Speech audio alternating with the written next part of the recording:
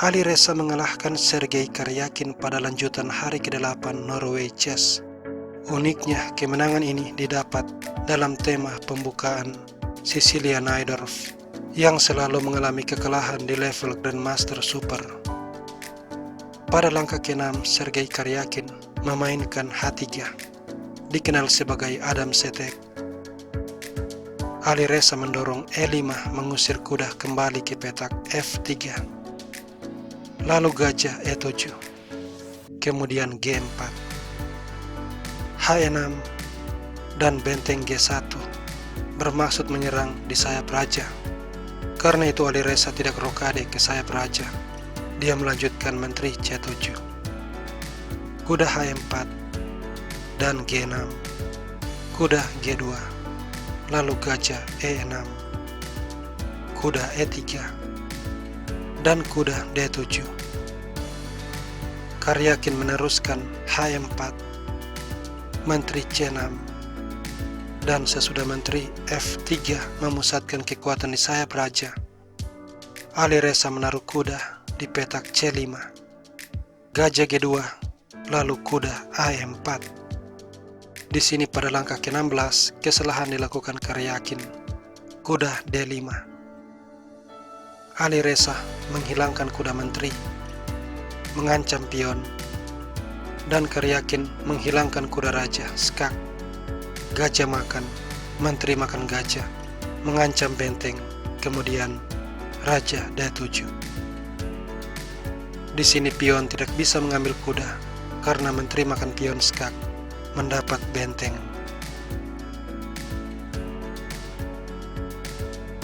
Oleh karenanya Karyakin memilih pion G5 dan kuda makan pion, ancaman pada menteri. Menteri kembali ke petak F3, pion D5 mengancam pion, menteri D1, dan menteri B6. Di posisi ini Karyakin melangkah gajah E3, mengancam menteri dan mengorbankan pion B. Gajah makan kuda, lalu menteri skak, pion C3, dan menteri makan gajah. Kembali di langkah ke-25, Karyakin melakukan kesalahan dengan benteng B1, ancaman pada pion. Ali Reza membalas dengan langkah jebakan pion makan pion, berharap benteng akan makan pion, karena kemudian raja mundur, dan jika pion makan, benteng akan ke H3, mengancam eliminasi gajah. Menteri D2, lalu pion D4, dan Ali Reza akan menang.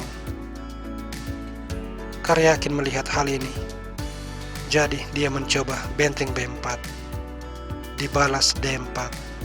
Setelah pion makan, raja mundur, dan kesalahan kembali terjadi pada langkah ke-28, yakni pion makan pion.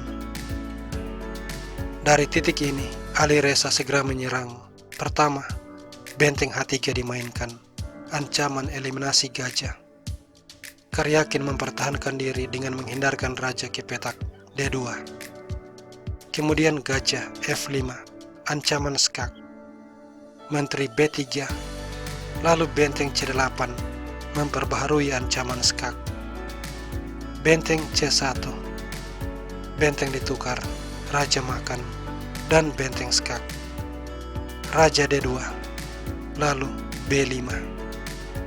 Dan setelah pion D5 di langkah ke-34, Ali Reza menaruh menteri di petak F3, dan Karyakin menyerah karena dia tidak memiliki serangan balik dan berpotensi terkena skakmat di langkah berikut. Sebagai contoh, jika pion A4 berusaha membuka ruang di sayap menteri, akan dibalas benteng menyerang menteri. Dan kalau sampai menteri menghindar, menteri skak, raja C3, diikuti menteri D3, skakmat.